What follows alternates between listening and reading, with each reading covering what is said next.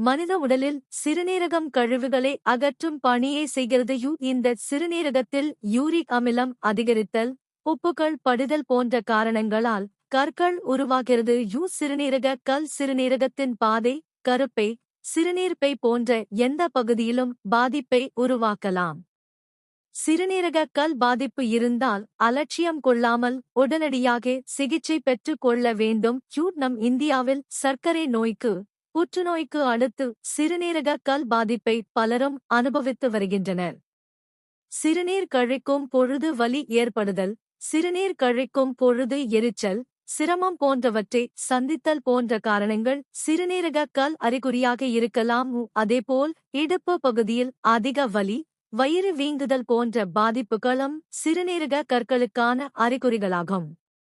சிறுநீரக கல் அறிகுறிகள்: 1. கடுமையான வயிற்று வலி. 2. வாந்தி உணர்வு. 3. குமட்டல் உணர்வு. 4. இரத்தத்துடன் சிறுநீர் வெளியேறுதல்.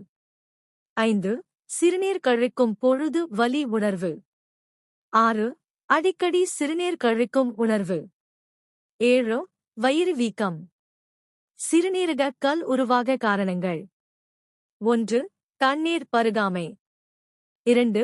சிறுநீரை கழிக்காமல் அடக்கி வைத்தல். 3. அதிக உடல் பருமன். 4. பரம்பரைத் தன்மை. 5.